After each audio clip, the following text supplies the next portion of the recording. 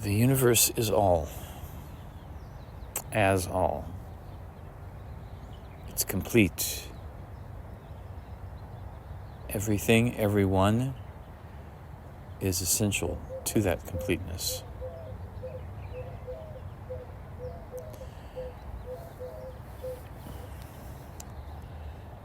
And peace, love, and joy are also constant. Without beginning, without change, without ending, we are what we are. I know that sounds simple and obvious, but it's true.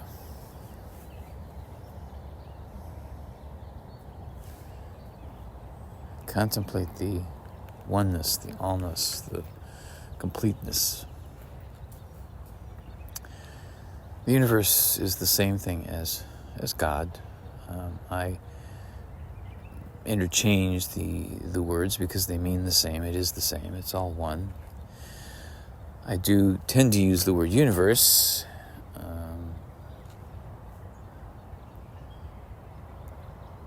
because when we think of the Earth, it's one planet in one solar system of one galaxy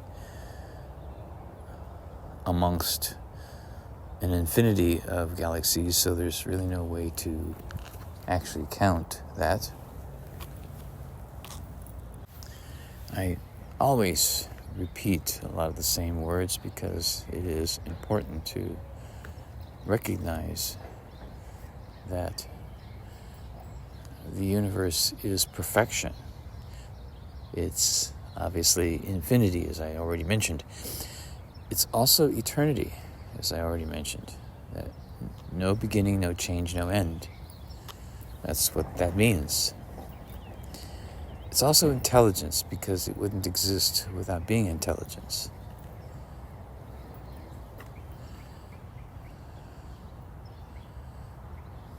That being said, who are we? Many believe that we are born into bodies of some limited form.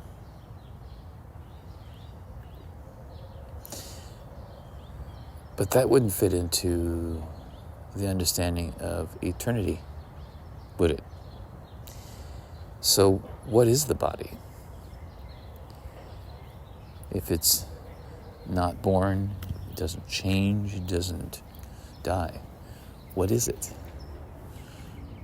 What is it? There's no beginning, no change or ending. The best way I know how to say it is, well, first of all, a body does exist.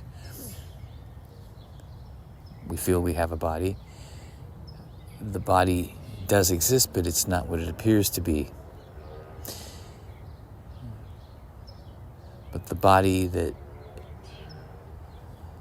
seems to be limited as being, an assumptive born body, as one of my teachers has said, is an illusion. In other words, it appears to be real. That doesn't make it real. But something exists where the appearance of an assumptive born body appears to be. Now, what does that mean? Well, it means that it's a perspective that it seems like one doesn't at first look at, think about, contemplate. Something does exist where the illusion appears to be. Could be said about anything in this so-called material world. So the material world doesn't really exist. Everything is alive, and it's not what it seems. That resonates. Maybe it doesn't resonate with you at this moment, or I cannot speak for you. I can encourage contemplating this considering it. So why are we in this earth experience? Why are we here? Who are we?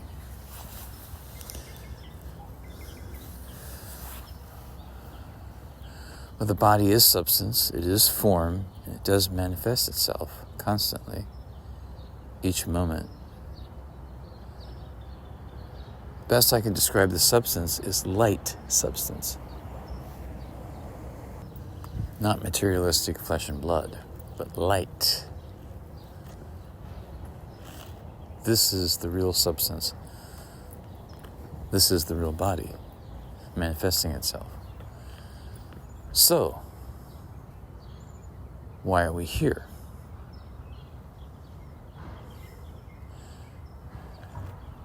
That's something to continue to contemplate as well. Obviously, we are here for a purpose. And what is here? Here is now. Now is here. We are aware that we exist. We are consciousness. And that is a way to describe the substance and form as well. Contemplate this.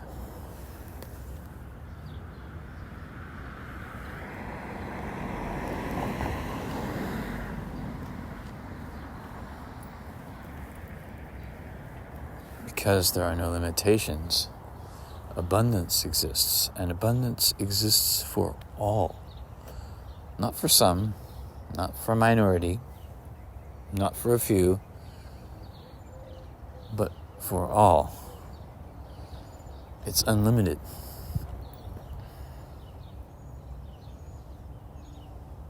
Goodness. One could say, well, what about the duality?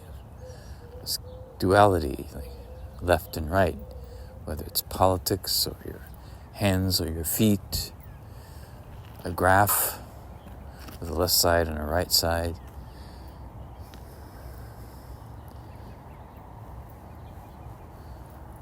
There's good, there's bad. Some say God, the devil. Some say up and down.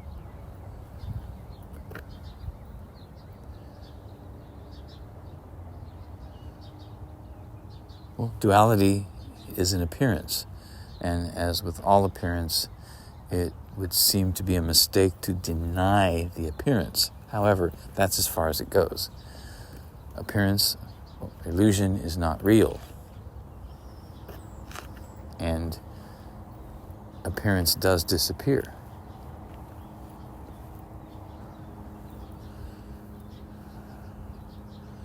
But duality implies that there isn't unity, there isn't one, there isn't the whole. Some of the existence is good and some of it is bad. That's all an illusion. So, how do we see through that illusion? Well, it starts by quiet contemplation. Calming all these wandering thoughts in our mind. Doing something like what you're doing right now, listening to this in a relaxed state of mind, or at least one that's open to something else than maybe what you experience in your day-to-day routines. Considering what I'm saying, not my voice, not me. There is no person, really. But I guess one could say I seem to be the vessel for communicating some of these ideas, and I'm certainly not the first one to do it. After all, they're eternal ideas. No one has actually ever created them. And that's another point. There is no creation when there's no beginning, change, or ending. So, who are we? And why are we here? Keep contemplating what this means. And it makes more sense, putting things into perspective. when you see things that look miraculous, it means something. It means something.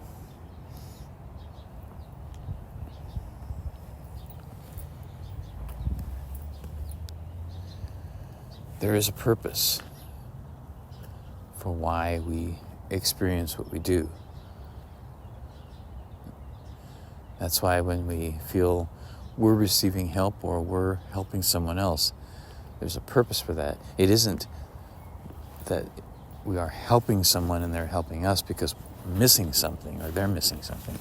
But the purpose of that happening is something real, because there's still this feeling of oneness, wholeness that we feel. I guess that's the closest word I can use to describing this.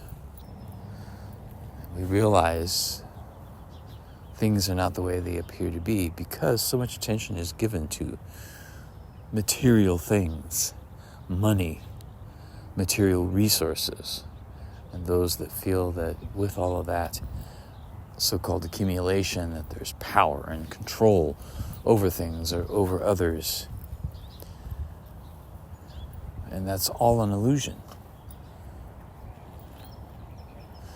No individual or group, let's say, is more important than another. Any belief about that is an illusion.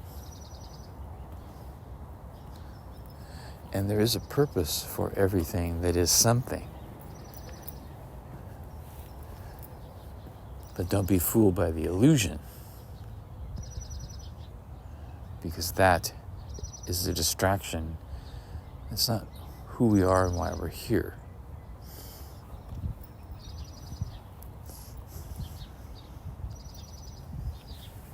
Contemplate this. You probably already are. It does feel to me it's important to talk about these specific topics because it appears in this world that it's very troubled by all kinds of things that have happened in the so-called material sense. For instance, with war and with pandemic.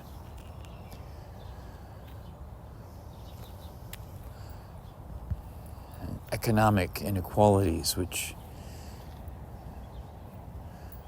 have been evident for actually quite some time, it seems.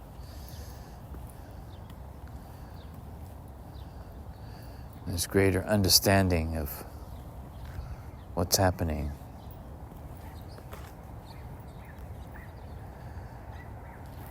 In the so-called material world. Again, I'm not denying anything, but this is actually a spiritual world.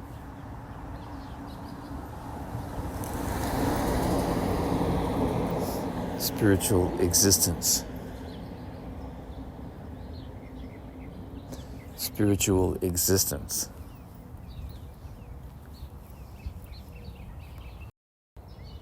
Awareness. Realization. It's not really a war. It's not a conflict. It's an awakening. I sometimes say new renaissance, but those are just words that I use, let's say, in a marketing sense. I'm really speaking, when I say new renaissance, I'm really speaking of enlightenment, awakening, awareness, consciousness. Consciousness awakening. What this means individually and what this means as a whole, it's really one and the same. Building community is the same thing. So this should be the focus. So what do we do? Who are we? Why are we here? The next question would be, what do we do? Let that flow through the consciousness and reveal what that means. I feel when doing that, the awareness of one's individuality as well as being essential to the whole, and all of that being one, becomes the focal point. Then we can look at what to do together as well as individually, because it's all one and the same. Again, things are not the way they appear to be. We don't deny it. That's as far as it goes. So what is real? What do we focus on?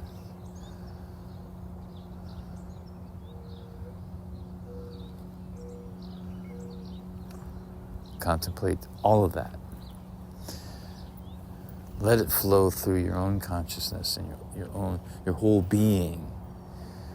Let it manifest as it is, and not how we would necessarily believe it to be or want it to be, but as it is, because that's what matters.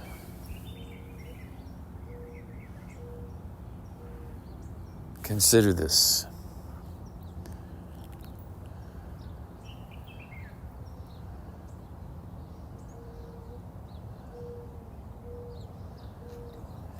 In the silence.